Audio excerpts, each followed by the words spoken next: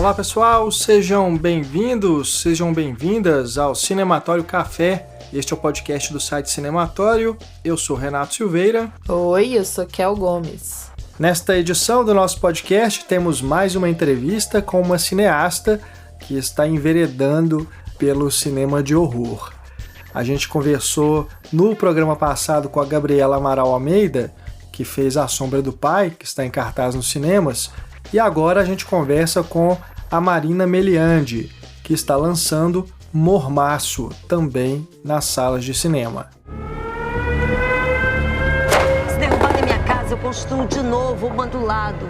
E se derrubarem de novo, eu construo de novo. Qualquer casa para ser demolida precisa passar por uma negociação. E essa negociação só pode acontecer com a concordância de vocês.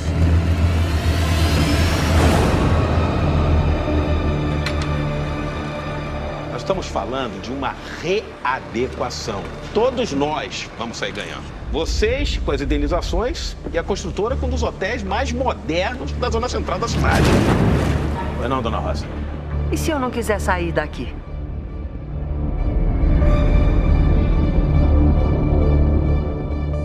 Mormaço nos apresenta a Ana, vivida pela atriz Marina Provenzano, e ela é uma jovem defensora pública carioca. Ela está dividida entre uma doença misteriosa e seu trabalho na Vila Autódromo. A vila é uma comunidade prestes a ser despejada por conta dos Jogos Olímpicos do Rio de Janeiro em 2016.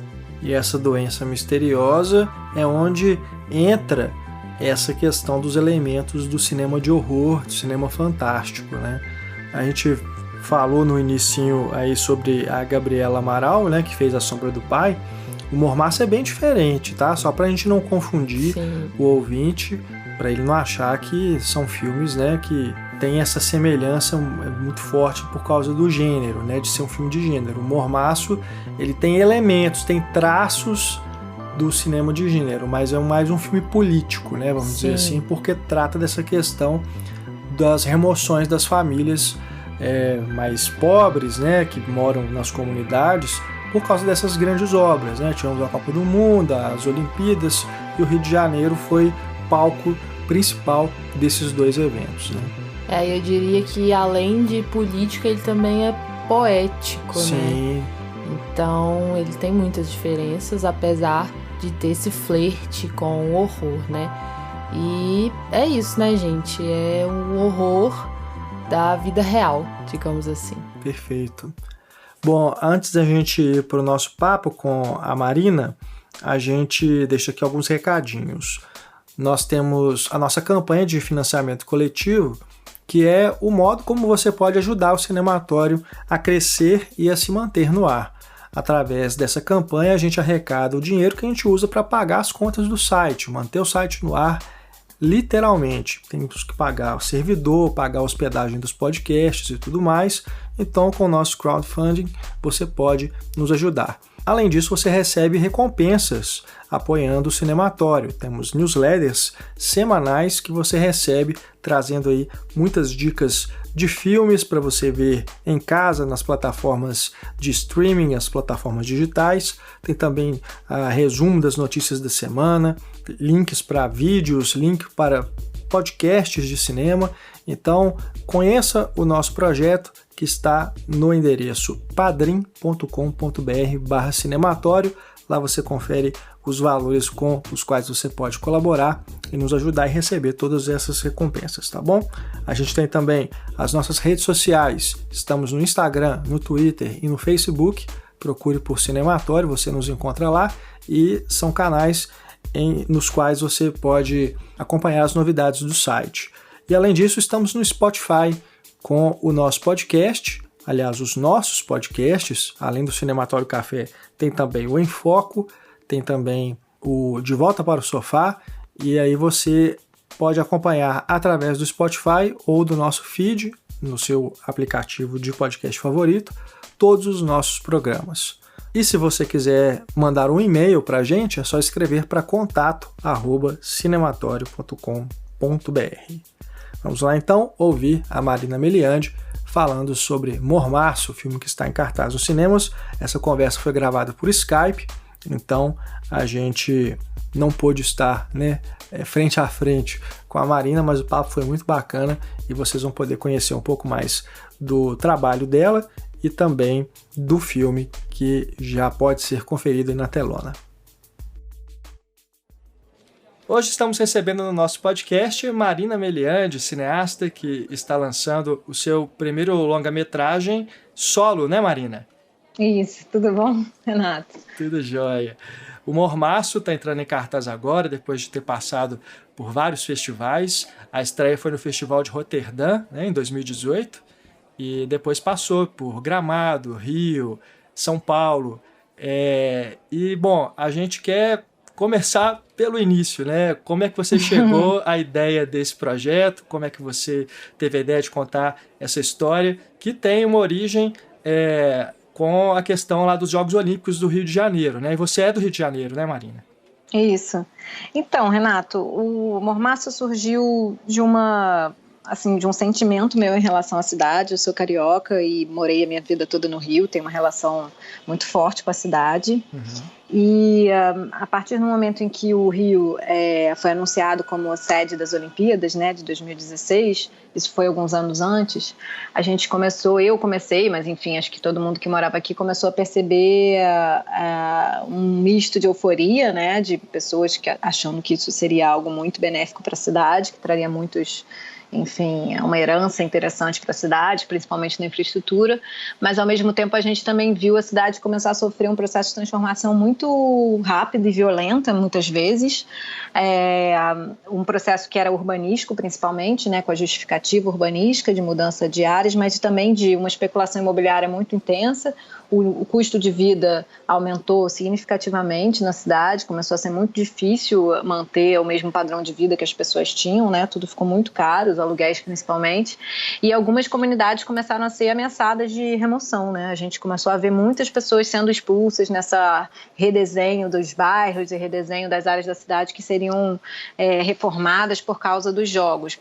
A gente já tinha sofrido um pouco isso com a Copa, mas numa proporção bem menor, mas como as Olimpíadas eram, né, a sede principal do Rio, a cidade começou a sofrer isso de forma muito intensa.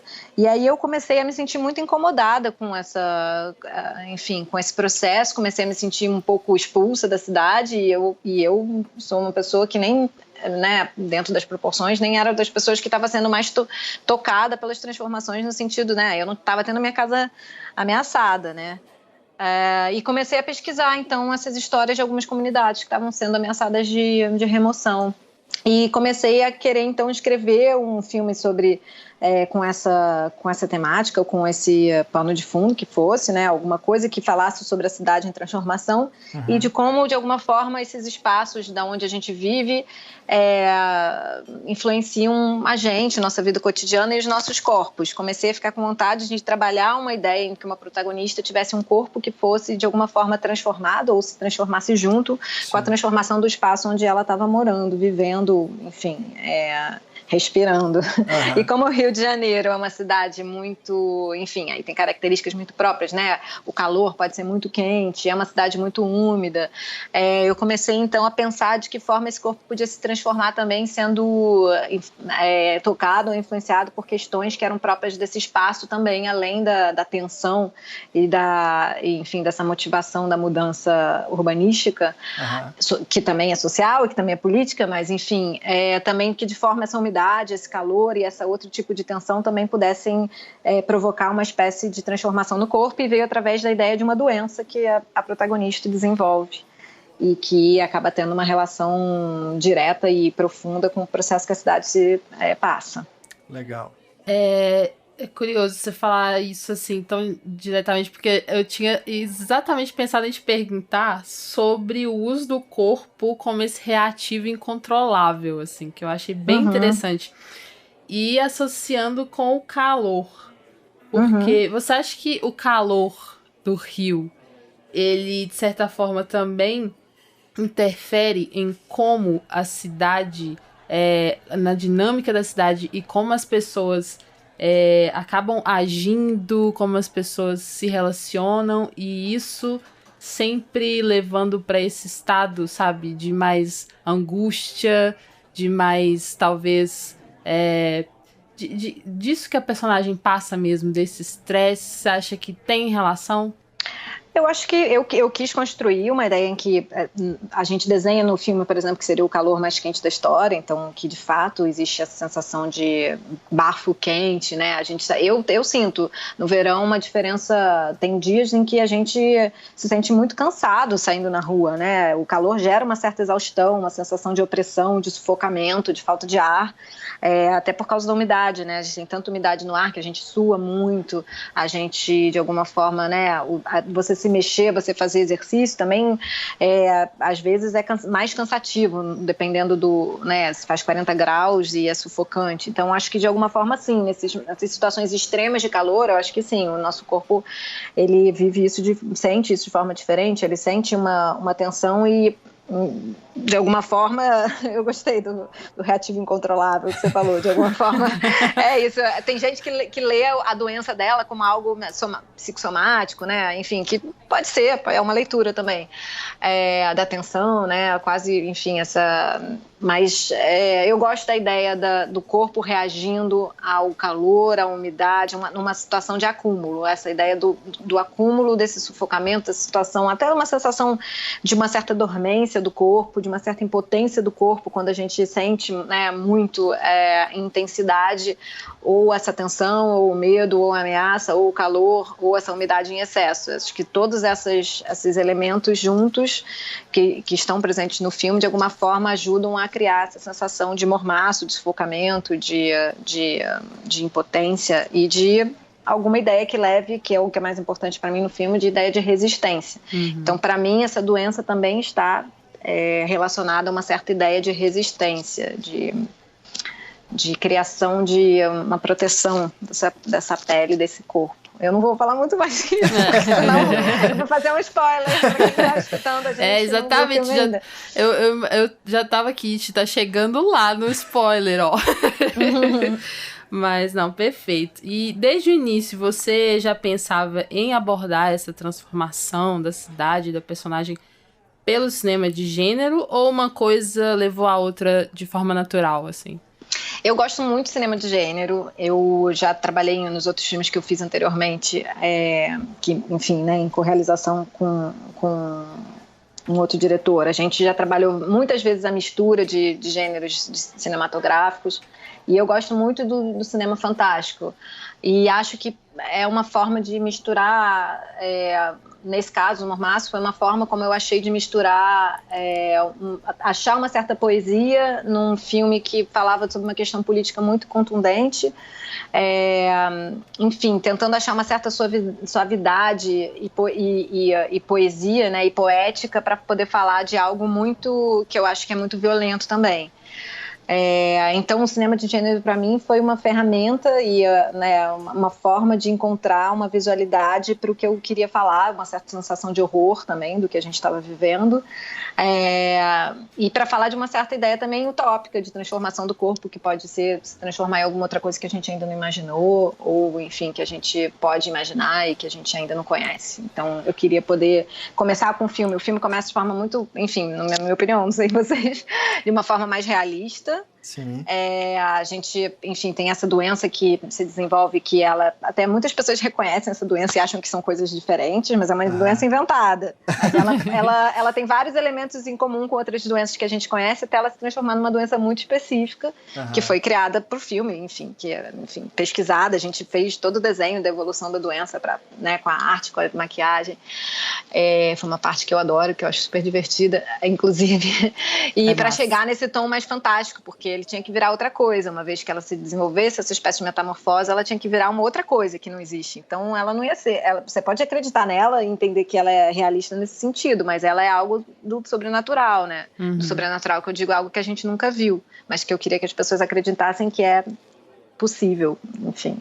Legal. Então, o cinema de gênero entra para mim aí nessa proposição de uma outra poética para o que a gente está vivendo, e também eu queria que tivesse uma certa que fosse possível misturar essas imagens. A gente tem algumas imagens documentais no filme também, na Vila Autódromo, que que foi a comunidade que a gente filmou. Então, que a gente tivesse ao mesmo tempo com imagens fantásticas de cinema que se remetem claramente a um cinema de horror, né, de transformação de corpo, a gente também pudesse ter no mesmo filme de forma equilibrada, porque tudo se junta e não é um filme dividido em 2 ou um filme dividido em 3, que a gente também tivesse outros tipos de imagem que tivessem um componente de realidade muito forte, que são essas imagens documentais. Massa. Ainda falando nesse tema, Marina, você falou que vocês fizeram uma pesquisa, né, para poder chegar a essa doença, né, essa transmutação que a personagem sofre. Você pode falar um pouquinho para a gente das influências para isso? Se teve, inclusive, alguma influência do próprio cinema de gênero, se você pegou uma inspiração assim, em outros filmes, outros diretores, coisas que você gosta de assistir? Eu acho que sei onde você quer chegar.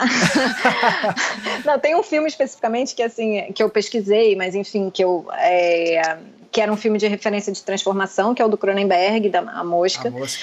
Mas que não, enfim, não era o resultado final que eu queria, porque eu acho A Mosca extremamente nojento no final. Eu não queria algo tão nojento, asqueroso, mas assim, eu acho interessante pensar como ele desenha a transformação e como ele pega os elementos da mosca e vai misturando com o personagem, né? É muito legal. Então, a forma como ele vai construindo aos pouquinhos, assim, a transformação, e foi uma das referências de estudo de dramaturgia, não que o filme se remeta a ele no final, não é uma referência, referência de dramaturgia para essa transformação. A Mosca foi uma dessas referências de pesquisa, mas assim como tem outros filmes que não são necessariamente de gênero, tem um filme de um cineasta chinês, por exemplo, Jia Zhangke, que é um filme que eu adoro, que chama Still Life, que é um filme sobre uma transformação, um personagem que volta para uma cidade que está sendo transformada na China, que é uma represa que vai alagar todo um espaço, então é uma cidade toda em transformação, também sendo destruída, e tem um outro elemento fantástico, eu acho super bonito.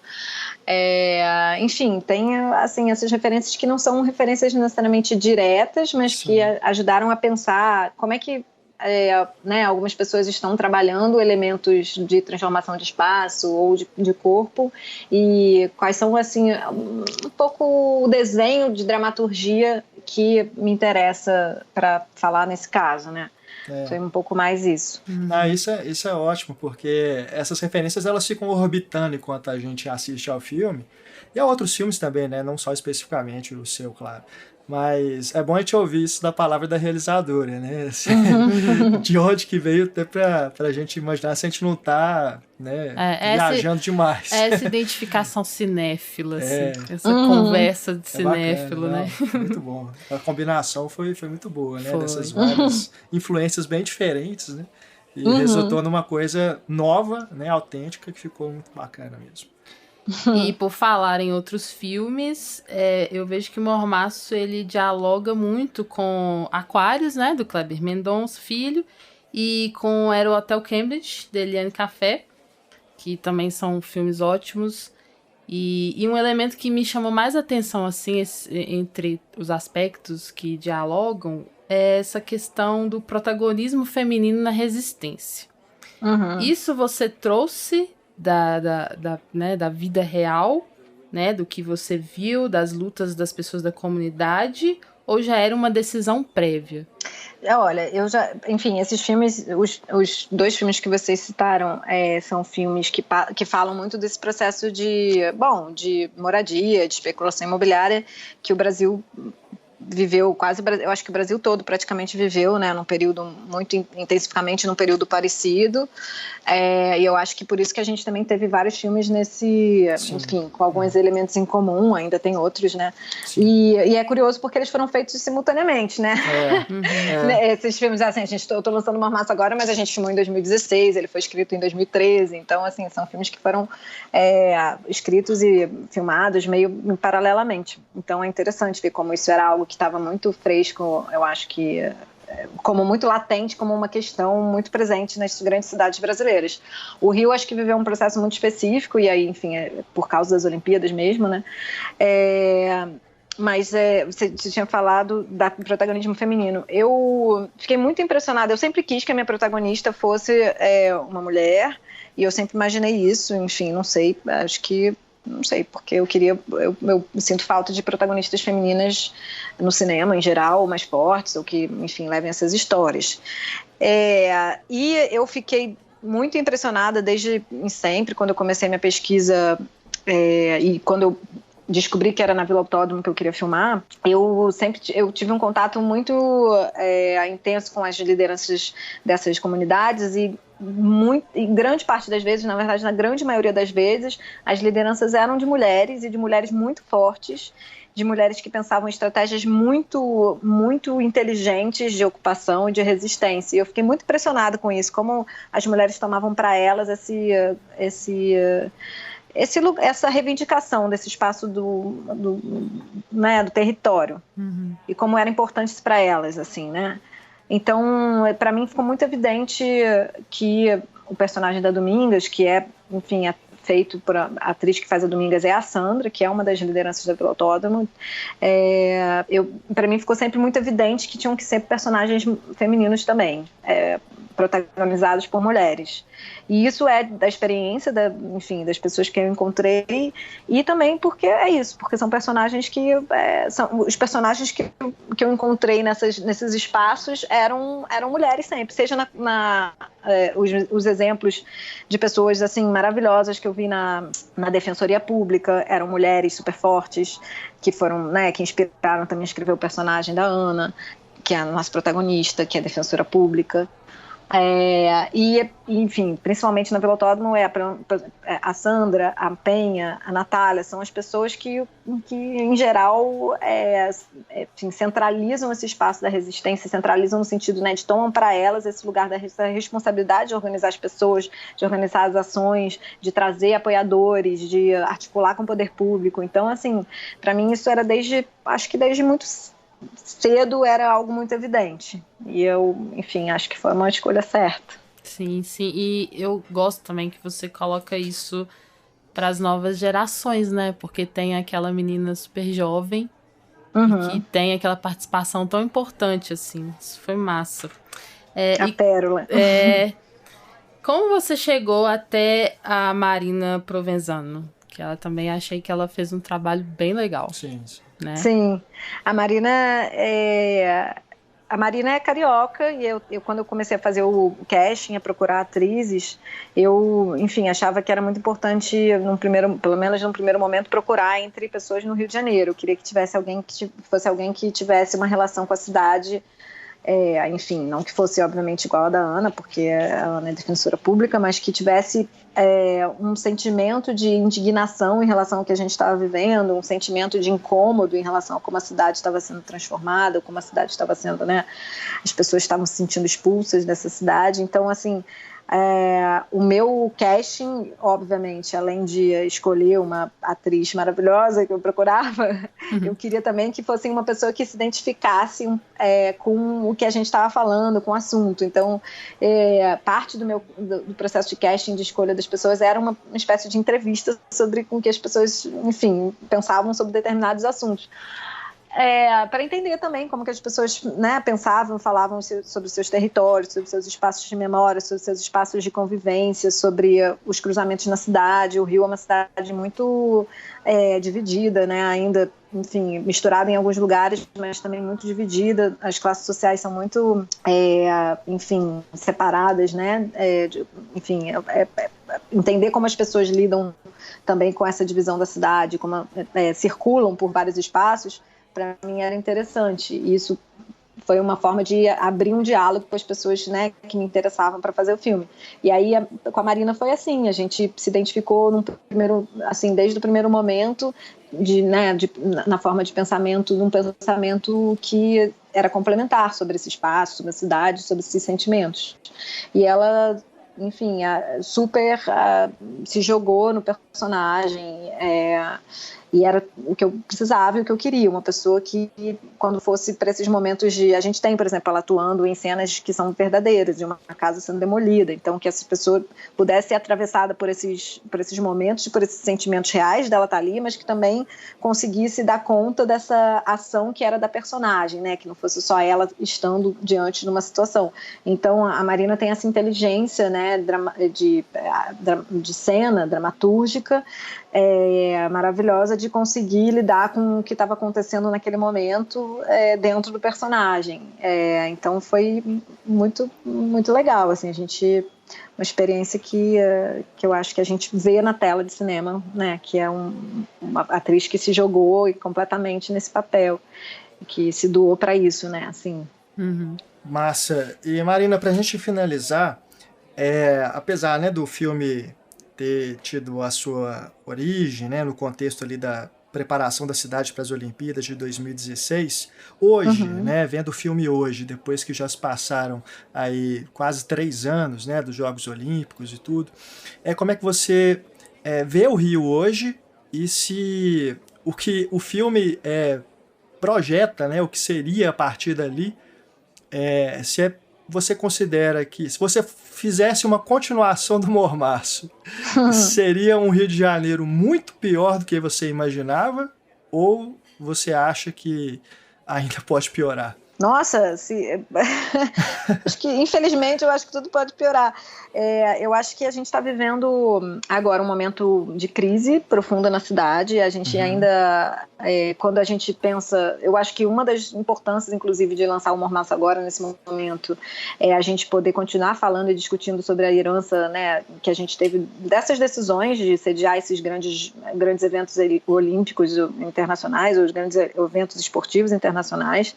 Eu acho que a cidade não estava preparada, a gente viu, enfim, parte da crise econômica da cidade também está relacionado com algumas negociações que foram feitas por causa das Olimpíadas. É uma cidade que está devendo ainda muito dinheiro, né, por causa disso. A gente tem todo o sistema de corrupção que também foi, de alguma forma, né, revelado depois disso, que está relacionado com negociações com as grandes construtoras que participaram dessas obras, com troca de espaços, né, de terrenos da prefeitura, ou terrenos que eram de comunidades que foram removidas, que iam ser depois usados por grandes construtoras para fazerem empreendimentos privados. A gente tem várias coisas que foram saindo debaixo dos panos, né, de negociações que foram feitas que, pela prefeitura na época, pelo governo do Rio, e a gente vai percebendo quanto essa crise de hoje, que também é de representatividade, que é política e que é econômica, está relacionada com uma lógica que está relacionada, uma lógica, enfim, que fez parte do desenho desse evento, né, ou da forma de pensar essa cidade desse momento. Então, eu acho que a gente está vivendo ainda a consequência é uma herança da decisão de ter sediado as Olimpíadas. Claro que não, a crise do Rio não é só por causa disso, claro que não, mas enfim, a gente de alguma forma está vivendo também uma crise de representatividade. Então, assim, cada vez é mais difícil uma relação de diálogo do poder público com os habitantes da cidade. A minha esperança era que a gente conseguisse, mas enfim, a atual prefeitura do Rio não é uma prefeitura que escuta todos os segmentos sociais, pelo contrário, ela é muito segregária, né? Então a minha esperança é que a gente pudesse poder participar ou ter algum tipo de modelo mais participativo em relação ao espaço que a gente habita, as cidades que a gente quer construir, que a gente quer transformar, né? Que a população fosse mais escutada em relação às transformações que a cidade pode passar, ou o tipo de desenho urbanístico, que a gente, de alguma forma, pudesse ser consultado ou participar de algumas decisões nesse sentido. Infelizmente, posso dizer para vocês que, enfim, o que a gente vê hoje em dia não é isso, é que cada vez existe uma diferença, uma distância cada vez maior entre o processo de decisão política e o processo, né, de participação popular. Você me falou se pode piorar, eu acho que espero que não piore, mas tomara que não. Mas assim, a gente não está enfim, a cidade está numa crise, assim, a gente vê ainda uma cidade muito cara de se morar, de se viver, com serviços oferecidos para a população muito ruins, muito caros, segurança pública como uma grande questão do Rio também, enfim, aquela euforia que a gente viveu, aquele modelo de cidade que foi, do cartão postal das Olimpíadas, não existe. Ela também teve uma simulação de segurança e uma simulação de controle que foi muito passageira e muito temporária, né, para que esse evento pudesse acontecer. Então agora a gente está vivendo a cidade real.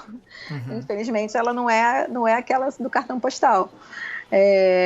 Enfim, não sei, não gostaria de terminar essa conversa de forma tão pessimista. Mas são os tempos, né? Tá tão difícil.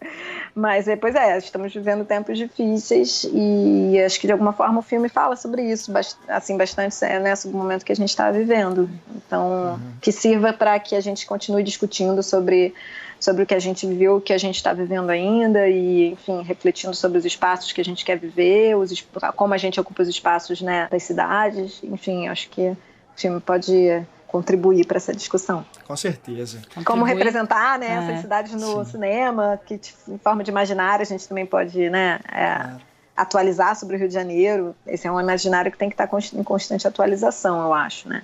Sem dúvida. Bom, Marina, muito obrigado pelo papo, pela conversa, falar aí sobre o Mormaço, que é um filme que tem muito, né, a ser percebido, a ser discutido. E a gente deseja todo sucesso agora aí com o lançamento comercial, que muitas pessoas vão assistir ao filme e saiam do cinema, né, com todas essas questões, né, para pensar depois de tudo que você mostra ali. Muito obrigada, Renato e Raquel. Foi um prazer conversar com vocês. Só lembrando que o filme entra agora dia 9, né, de maio nos cinemas, enfim, nas principais capitais do Brasil. Espero que vocês, enfim, quem quiser assistir, que vá na primeira semana, porque a gente nunca sabe quanto tempo também os filmes conseguem ficar. A gente está agora vivendo isso, né, uma disputa com grandes lançamentos que acabam que dão um pouco espaço para os filmes brasileiros. Então, enfim, fica o convite aí para as pessoas ocuparem as salas de cinema também na primeira semana. E para quem gostar do filme também, enfim, contar para os amigos, enfim, espero que vocês possam, né, que mais gente possa assistir o filme, esse filme possa chegar em mais gente. Vai chegar. Obrigada, viu, Marina? Valeu demais. Obrigada a vocês.